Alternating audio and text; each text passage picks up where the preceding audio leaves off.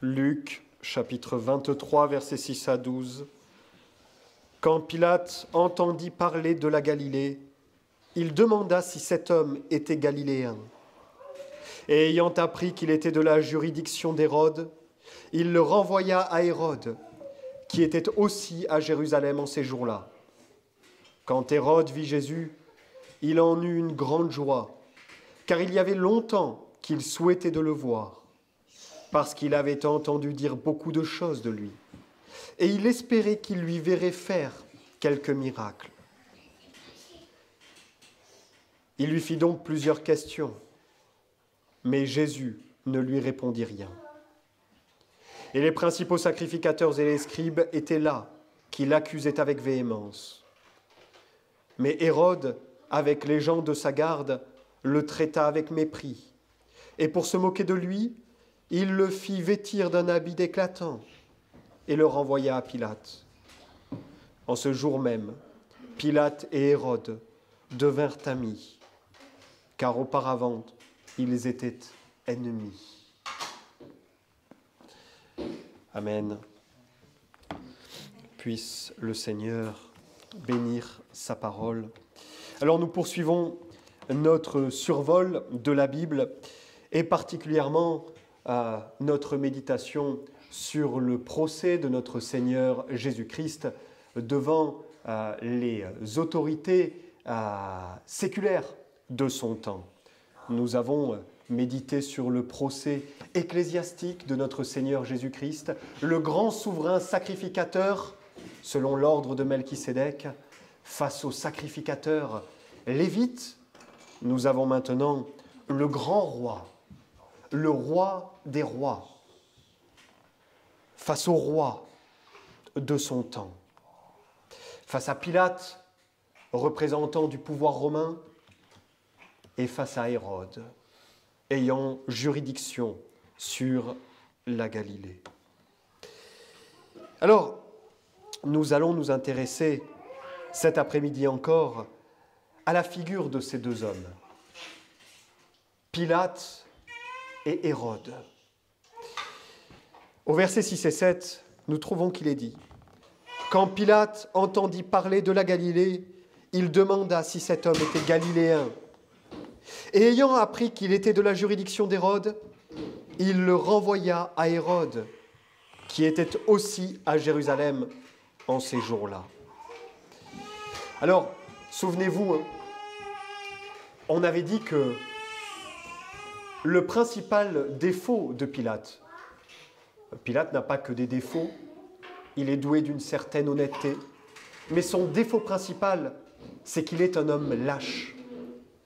Et nous avions dit qu'avec un tel homme aux manettes, les choses ne pouvaient que mal se terminer. Et pour lui, et pour tout le monde. Eh bien, c'est encore la lâcheté de Pilate que l'on voit apparaître dans ces versets. Son manque de courage. Pilate se trouve bien sûr dans une position très inconfortable. Et évidemment, il a envie de sortir de la position inconfortable dans laquelle il se trouve. Et alors voilà que tout à coup, il entrevoit une porte de sortie, Pilate. Il entend dire que Jésus est lié à la Galilée. Et il se dit très bien, puisqu'il est galiléen, je vais l'envoyer vers Hérode. Après tout, la Galilée, elle est sous la juridiction d'Hérode. Jésus est galiléen, Hérode a juridiction sur la Galilée, donc Pilate envoie Jésus à Hérode. Et nous avons là, bien sûr, une réaction ô combien malheureuse. Quand on y pense, la réaction de Pilate, elle est malheureuse. Elle n'est pas seulement lâche, elle est malheureuse, dans le sens fort du terme. Vous vous souvenez ce que notre Seigneur Jésus dit à Zaché en entrant dans sa maison. Le salut est entré aujourd'hui dans ta maison. Luc chapitre 19, verset 9. Eh bien, c'est le salut lui-même, en la personne du Christ, qui se trouvait devant Pilate. Le salut se trouve devant Pilate. C'est le tournant de la vie de Pilate. C'est le moment fatidique, décisif de son existence. Là se joue son éternité. Le salut est devant lui. Et que fait Pilate? Il n'a qu'une hâte, c'est de s'en débarrasser, de faire passer le chariot. Il veut se débarrasser du Christ le plus vite possible. Si près, si loin, comme on dit. Si près de la vie éternelle, si près du salut, et en même temps si loin par sa lâcheté. La réaction de Pilate, elle est profondément malheureuse. S'il y avait bien un moment où il fallait droitement considérer les choses, s'il y avait bien un moment où il fallait être courageux, écouter, c'était à ce moment-là. Mais Pilate prend le Christ et il l'envoie vers Hérode. Et ma question pour vous cet après-midi, c'est qu'en est-il de vous, n'est-ce pas? Parce que le Christ vous est présent. Oh, il n'est pas présent comme il était présent à Pilate, n'est-ce pas? Mais le Christ vous est tout de même présent dans les moyens de grâce. Et qu'en est-il de vous? Est-ce que vous aussi, dès que vous vous retrouvez face au Christ, votre première envie est de vous en débarrasser? Est-ce qu'il vous tarde? La fin du culte, à peine a-t-il commencé? Est-ce que vous troquez facilement le Christ pour les choses du monde une fois que vous quittez l'Église? Est-ce que les devoirs de la piété, les devoirs que le Christ exige de nous, sont pour vous des fardeaux insupportables? Est-ce que votre Bible, d'un dimanche à l'autre, reste coincée au fond de votre sac? Est-ce que vous aussi, vous cherchez autant que faire se peut à vous débarrasser du Christ? Juste le strict minimum, quand vous ne pouvez pas faire autrement, à l'Église, et le reste du temps. Dès que vous entrevoyez une porte de sortie, vous la prenez. Aujourd'hui encore, le Christ se trouve devant vous. Et vous devez reconnaître le jour de votre visite. Malheur à ceux qui ne reconnaissent pas le jour de leur visite, le jour où ils ont été visités. Malheur à Pilate, qui n'a pas reconnu le jour où il fut visité. Ne vous débarrassez pas du Christ. Jamais. N'imitez pas Pilate. Ne vous débarrassez pas du Christ par peur de ce que dira le monde. Qu'est-ce que les gens diront de moi si je deviens un disciple du Christ? Ne vous débarrassez pas du Christ par peur de la vérité qui se trouve en lui. La vérité qui concerne le genre humain naturellement, la condamnation de tout genre humain. Cette mauvaise nouvelle qui précède la bonne nouvelle de l'Évangile. Ne fuyez pas devant la vérité qui se trouve dans le Christ. Ne vous débarrassez pas du Christ par manque de courage.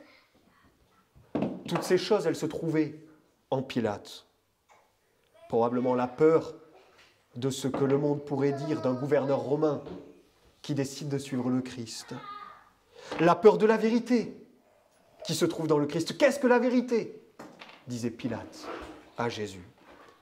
Et aussi le manque de courage.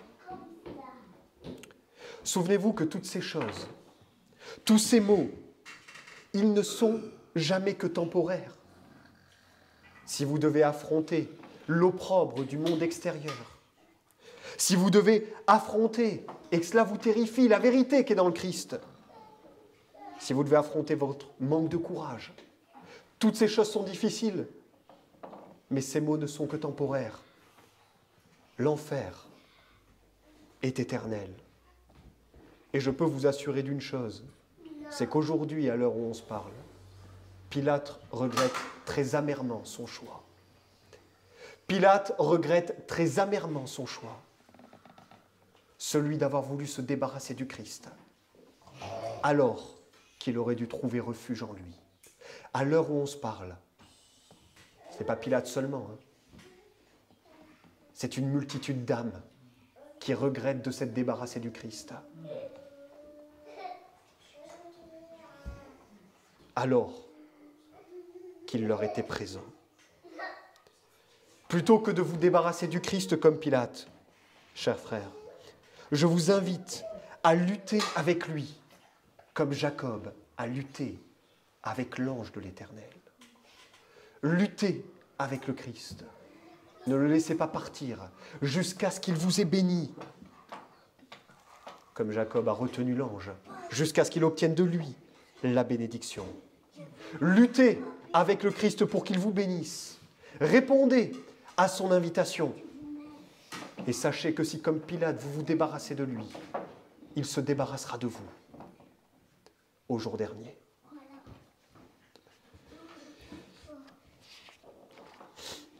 Ne suivez pas l'exemple de Pilate. On aura l'occasion de revenir sur Pilate la semaine prochaine. Mais il y a un autre personnage qui, dans ce texte, devient le protagoniste. Un dénommé Hérode.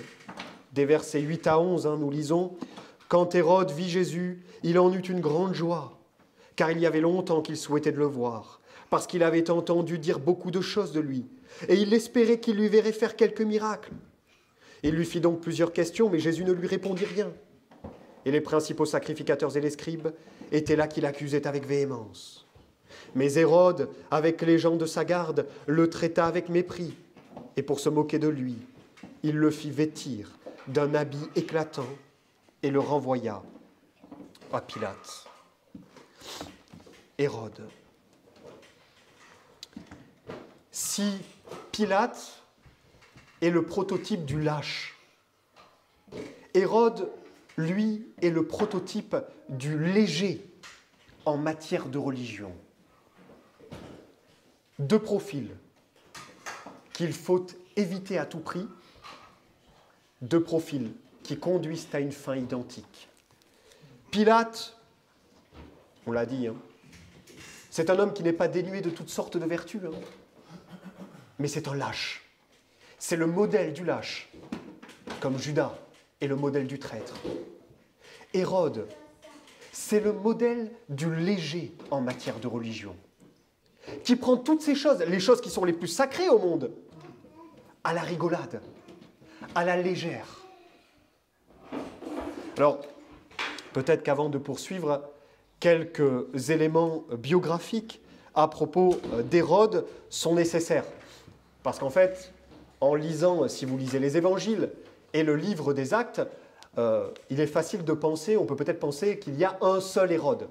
En fait, la Sainte Écriture nous présente 4 hommes nommés Hérode qui règnent sur la Galilée. Alors les 4 sont de la même famille, juste pour être sûr que l'on parle de la même personne. Le Hérode dont il est question ici, ce n'est pas le Hérode qui va faire massacrer les enfants à la naissance du Christ. Celui-là, on l'appelait Hérode le Grand. Ce n'est pas non plus les 2 Hérodes dont il est question dans le livre des Actes. Hérode Ier et Hérode II. Ils sont de la même famille, mais ce ne sont pas les mêmes. Le Hérode dont on parle ici, c'est Hérode dit Antipas. C'est celui qui, on en parlera tout à l'heure, va être réprimandé par Jean le Baptiste également. C'est un Iduméen. Qu'est-ce que ça veut dire? Ça veut dire que c'est un descendant d'Édom. Vous vous souvenez d'Édom? C'est le peuple qui descend, qui vient d'Ésaü. Et dans tout l'Ancien Testament, le peuple d'Édom est évidemment un grand ennemi du peuple d'Israël. Alors voilà pour ce qui est des quelques éléments biographiques qui vous permettront de resituer ce personnage dans l'histoire. Il ne s'agit pas du tout premier Hérode, celui qui fait massacrer les enfants. Il ne s'agit pas non plus des Hérodes que l'on trouve dans le livre des Actes. Et je l'ai dit tout à l'heure, Hérode, c'est le prototype du léger en matière de religion. Au verset 8, il nous est dit « Quand il vit Jésus, il en eut une grande joie, car il y avait longtemps qu'il souhaitait de le voir, parce qu'il avait entendu dire beaucoup de choses de lui, et il espérait qu'il lui verrait faire quelques miracles. » Voyez, pour lui, le Christ, c'est un sujet d'amusement. C'est un thaumaturge, c'est juste un faiseur de miracles. Oh, j'ai entendu qu'il faisait des miracles, on va le faire venir, ça va me divertir, il va me faire passer un moment. Avec un peu de chance, il fera même un miracle devant moi. Vous voyez, c'est comme ça qu'Hérode perçoit le Christ. C'est un léger, et on le voit dans sa réaction au verset 11, hein. Mais Hérode, avec les gens de sa garde, le traita avec mépris, et pour se moquer de lui, il le fit vêtir d'un habit éclatant et le renvoya à Pilate. Alors qu'est-ce que la légèreté? Qu'est-ce que la légèreté? La légèreté en matière de religion, c'est de s'amuser, hein, comme je l'ai dit tout à l'heure, avec les choses sacrées. Autrement dit, c'est un aveuglement quant à la nature véritable des choses religieuses. C'est ne pas percevoir leur importance, ne pas les considérer droitement. Et cette attitude est souvent accompagnée d'un amour immodéré pour le monde. D'âmes qui sont tellement aux prises avec le monde, la gloire du monde, les plaisirs du monde, qu'elles ne savent plus considérer droitement l'importance des choses sacrées. Alors, je ne vais pas vous faire la biographie ici d'Hérode Antipas, mais vous irez vous renseigner si cela vous intéresse. Et il est tout à fait ce type d'homme, hein, qui n'a passé sa vie qu'à chercher la gloire et le pouvoir que ce monde avait à offrir. La légèreté, elle se caractérise en second lieu par une curiosité mal placée envers les plus admirables mystères de la foi. C'est souvent ce qui accompagne, hein, le léger en matière de religion. C'est-à-dire non seulement il ne perçoit pas l'importance des choses sacrées, mais en plus, il va faire preuve d'une curiosité mal placée pour ce qu'il y a de plus sacré, de plus mystérieux. On le voit dans le comportement d'Hérode. Hérode, il veut un miracle. Lui, ça l'amuse, les miracles. Il veut voir le Christ faire un miracle devant lui. Il ne saisit pas que les miracles du Christ sont quelque chose de profondément sacré.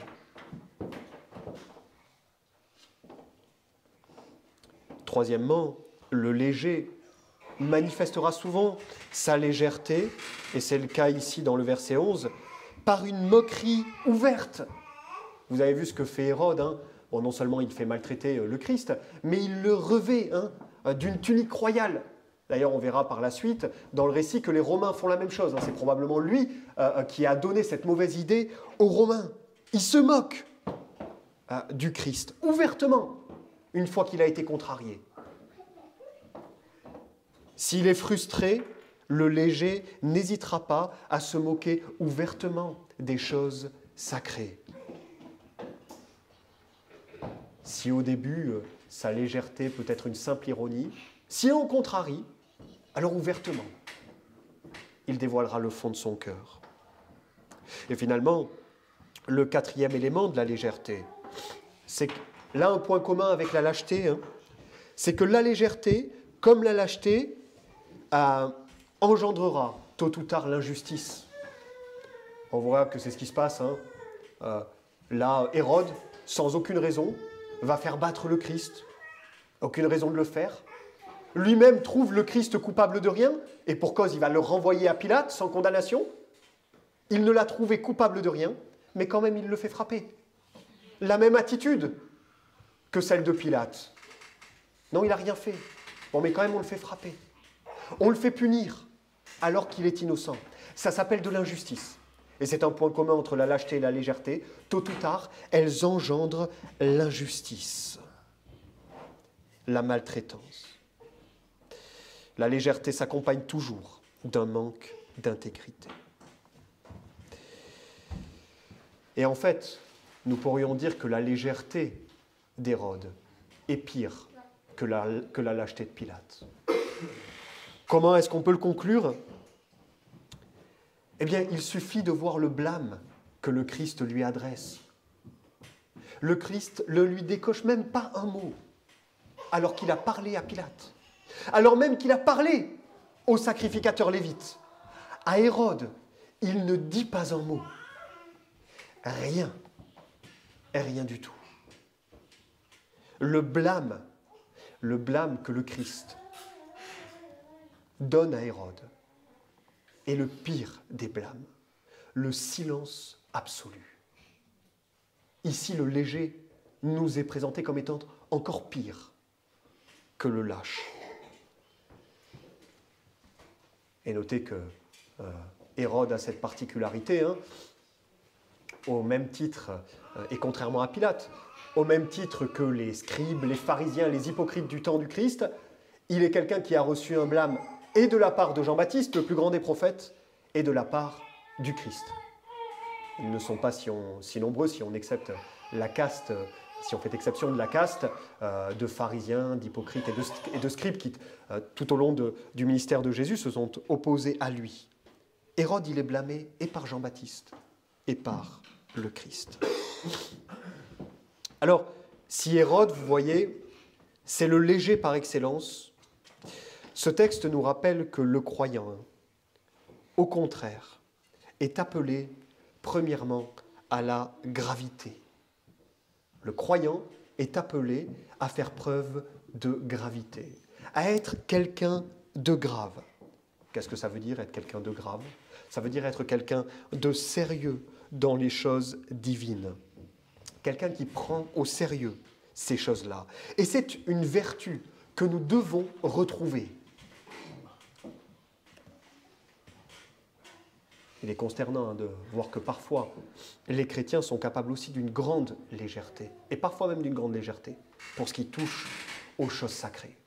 Nous avons besoin de retrouver la gravité commandée par la Sainte Écriture.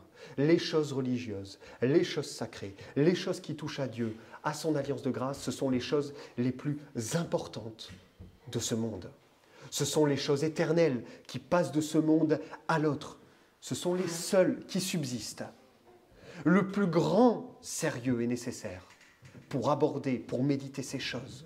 La plus grande gravité est nécessaire pour considérer ces choses.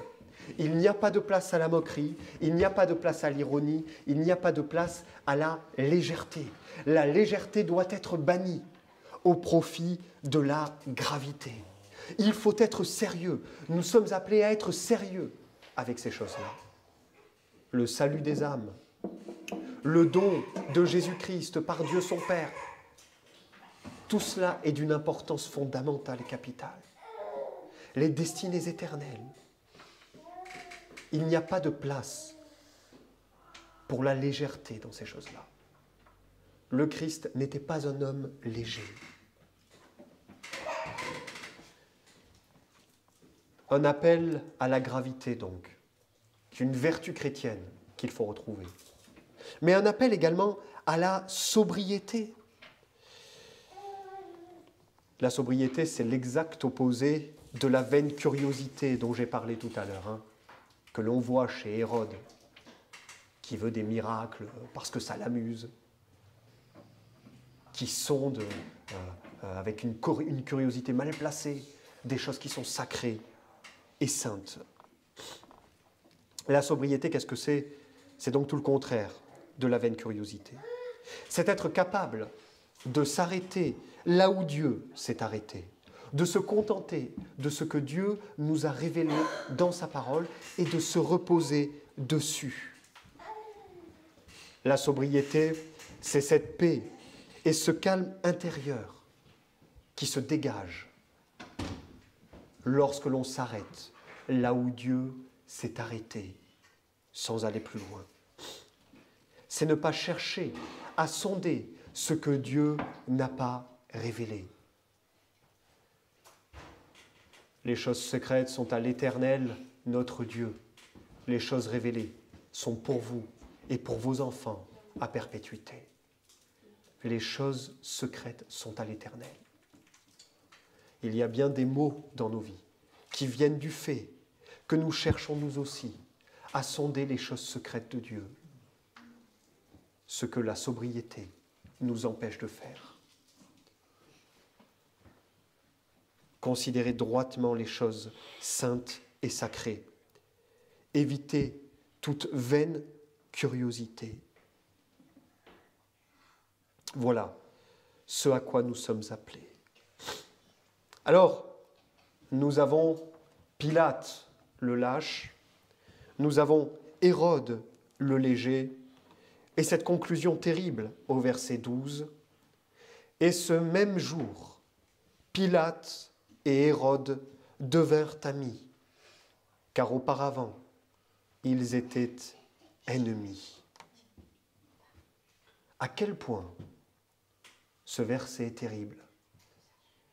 On a deux hommes qui ont devant eux le salut, la vie éternelle, qui s'en détournent, pour des raisons différentes, mais qui s'en détournent, qui s'en débarrassent même, et comble du malheur, ils deviennent amis sur cet entrefait. Ce qui va lier leur amitié, cimenter leur amitié, c'est que l'un et l'autre, ils ont une même préoccupation, un même but, se débarrasser du Christ, après l'avoir injustement traité. Malheur à ceux dont l'amitié est cimentée sur le rejet du Christ. Malheur à tous ces hommes-là. Nous avons, en train de s'accomplir sous nos yeux, ni plus ni moins, nous dit le livre des Actes, que la manifestation par excellence de ce que nous dit le psaume 2. Dans le livre des Actes, au chapitre 4, du verset 25 à 27, il nous est dit « Et qui par la bouche de David, ton serviteur, et qui a dit, par la bouche de David, ton serviteur, « Pourquoi les nations sont-elles en rumeur? Et pourquoi les peuples projettent-ils des choses vaines? Les rois de la terre se sont levés, et les princes se sont assemblés contre le Christ et contre le Seigneur, et contre son Christ. En effet, Hérode et Ponce Pilate, avec les gentils et le peuple d'Israël, se sont assemblés contre ton saint Fils Jésus, que tu as oint. » Nous avons ici la réalisation, la manifestation par excellence de ce que nous dit le psaume 2. Qu'est-ce que nous dit le psaume 2? Que les nations s'opposent à Dieu et à son Christ, que les nations cherchent à rejeter le règne de Dieu et de son Christ. C'est la première chose que nous dit le psaume 2. Et le psaume 2 nous dit que Dieu détruira, en deuxième lieu, les nations si elles ne se repentent pas, si elles ne se soumettent pas à Dieu et à son Christ. Hérode et Ponce Pilate, assemblés contre Dieu et contre le Christ. Mais laissez-moi vous dire que le psaume 2 ne se restreint pas, ne se limite pas à cet événement dramatique de l'histoire de l'humanité. Ce qui nous est dit dans le psaume 2 est toujours vrai de nos jours, est toujours vrai de nos jours. Nos nations, plus que jamais, sont menacées. Elles ne sont pas menacées par le coronavirus, elles ne sont pas menacées par la guerre en Ukraine, elles sont menacées parce qu'elles s'opposent à Dieu et à son Christ. Et que Dieu nous dit très clairement que toutes les nations qui s'opposent à lui et au règne de son Christ seront détruites. La Galilée n'existe plus. Rome, la Rome de Pilate, n'existe plus. Si nos nations s'opposent et continuent de s'opposer à Dieu et à son Christ, elles n'existeront plus non plus. C'est certain. Alors priez pour que Dieu ait pitié de notre nation, pour que notre peuple revienne aux anciens sentiers, pour qu'il se repente, sans quoi, ce que dit le psaume 2 s'accomplira, nos nations seront détruites. Et bien sûr, nous devons en cela trouver un encouragement dans cette grande époque de réveil qui s'en vient, dont on parlait ce matin. Un grand réveil s'en vient sur le monde. Priez pour les conversions. Priez pour que cesse la rébellion des nations. Et trouvez encouragement également en cela. Et pour le futur, toutes les nations qui aujourd'hui rejettent, comme la nôtre, mais plus ouvertement, le Christ et son règne, elles aussi seront détruites. Et le Christ se fera un nom et une place parmi ces peuples. Toutes les nations musulmanes aujourd'hui, toutes les nations qui, d'une manière générale, ne sont pas par profession chrétiennes, ces nations tomberont, elles cesseront, et le Christ se fera un peuple parmi eux. Cela s'accomplira demain, dans 10 ans, dans 100 ans, dans un siècle. Cela s'accomplira. Dieu mettra fin à la rébellion des nations. Le plus tôt sera le mieux. Prions donc pour notre nation. Que le Seigneur nous accorde sa grâce et sa miséricorde. Nous nous levons et nous prions.